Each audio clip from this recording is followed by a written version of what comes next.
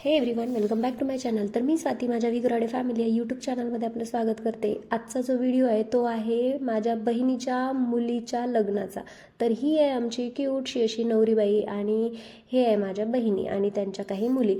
आता आमची फॅमिली भरपूर मोठी आहे, पण ह्यात जेवढे दिसतात ना तेवढेच तुम्हाला दाखवते. आणि आता आम्ही लग्नाच्या थोडं आधी गेलो होतो, म्हणून आहे ना इथं हे जे रुखवतात किंवा लग्नामध्ये जे सामान दिलं जातं ना त्याचं इथं अरेंजमेंट आणि डेकोरेशन करणं असं चालू होतं. बरं, आता नवरी नवरदेवाची ना मला तरी पर्सनली एंट्री आहे ना ती खूप छान वाटली, कारण छोट्याशा गावामध्ये इतकं छान त्यांनी लग्नाचं अरेंजमेंट केलं होतं. जेवणापासून ते लग्नाच्या मंडपापर्यंत खूप छान सोयीसुविधा झाल्या होत्या. आता ही आहे आमची नवरी आणि नवरदेव, म्हणजे हे आमची जी जोडी आहे ना खूपच क्यूट होती. आणि यांचं हे एंट्रीचं पण ना यांनी खूप छान अरेंजमेंट केलेलं होतं. बरं, आता मी या लग्नासाठी ना जाण्यासाठी का रेडी झाले, कारण या लग्नामध्ये आहे ना मला सगळे माझे बहीण भाऊ हे सगळेजण मिळणार होते. कारण अशा लग्न कार्यांमध्येच आपली सगळ्यांची भेट होते, आपले नातेवाईक आपल्याला भेटतात. आता मी खूप दिवसांपासून ना माझ्या काकू काकांना म्हणजेच आईबाबांना भेटले नव्हते आणि त्याचबरोबर माझ्या छोट्या भावाला सुद्धा भेटले नव्हते. म्हटलं आपण सगळ्यांना आता आपलं याच लग्नामध्ये भेटणं होणार आहे, म्हणून मी पर्सनली गाडी चालवत या लग्नाला गेले होते. लग्न खूप छान झालं, जेवण वगैरे झालं. बरं, जेवण तर इतकं छान होतं ना, तर माझं तरी फुल पोट भरून जेवण झालं होतं. या लग्नामध्ये ना मी माझ्या स्वतःच्या स्कूटीवर एवढा मेकअपचा तामझाम करून सकाळी निघाले होते आणि आता लग्नावरून परत जाणार होते. बरं, परत जाताना आहे ना इथं खाटू श्यामजींचं मंदिर लागतं. म्हटलं दर्शन करूनच घेऊ, आता या रोडने जातच आहोत तर खाटू श्यामजींचं सुद्धा दर्शन होऊन जाईल. पण कशाचं ते सुद्धा आमच्या नशिबात नव्हतं. म्हणजे आम्ही गेलो आणि तिथं आम्हाला कळालं की मंदिर 4 वाजता ओपन होणार आहे. मग काय, आता मंदिराच्या बाहेरनं उन्हामध्ये थोडा वेळ पाहिलं की ते म्हणतील हो तुम्ही दर्शन करू शकता, पण त्यांनी तसं काही म्हटलं नाही. मग आम्ही आहे ना तिथं आजूबाजूला जी दुकानं होती तिथं थोड्याशा वस्तू घ्यायला पाहत होतो. इथं आहे ना हे असे डोअर हँगर्स आणि डोअरला लावण्याचे असे स्टिकर्स हे सगळ्या गोष्टी तिथं विकण्यासाठी होत्या. पण इथं आहे ना सगळ्यात महत्त्वाची जी गोष्ट वाटली ना मला ती म्हणजे इथं खूप सुंदर सुंदर खाटू श्यामजीचे आणि राधाकृष्णांजींचे ना फोटो फ्रेम्स होते. इतके सुंदर होते. आता तुम्ही या फोटोवरूनच अंदाजा लावा किती छान दिसत असतील. आता खाटू श्यामजींचा तर व्हिडिओ मला घेता आला नाही, कारण ते अलाव करत नव्हते. बरं, आता हे घरी येऊन आमचं हे काय चालू आहे बरं असा व्हिडिओ, कारण ना आता एवढं जास्त थकून आले होते आणि त्यातल्या त्यात ना आज आम्हाला ह्यांना खायचं होतं चिकन.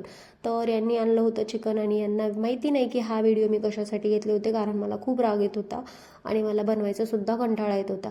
पण एवढ्यातच कुठं संपत, यांनी आहे ना चिकन तर आणलंच होतं, पण त्याचबरोबर आता एवढं थकून येऊन गाडी चालवून येऊन परत ना हे असा एक झाडांसाठी खाद आणलं होतं आणि तो खाद म्हणे संध्याकाळीच टाकायचा असतो. हा कुठला नियम? मग मी म्हटलं उद्या संध्याकाळी टाकता येईल, पण कशाचं ह्या सासू आणि जावयाने मिळून ना माझ्या नाकात दम केला.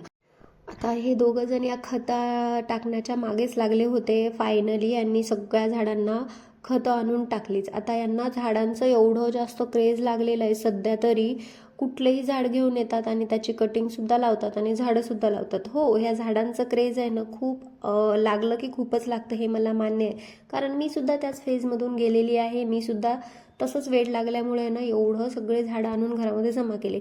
आता मला तरी काय त्यांचं मेंटेनन्स होत नाही, पण हे मात्र आहे ना त्या झाडांचं फुल ऑन मेंटेनन्स करत आहे, त्याला प्रॉपर खत पाणी करत आहेत. आता याचं फळ कधी मिळेल माहिती नाही, पण एवढंच जर मेहनत चालू राहिली ना तर फळ नक्की मिळणार हे आम्हाला माहिती आहे. बरं, आता कशी बशीनं कुकिंग करायला घेतली.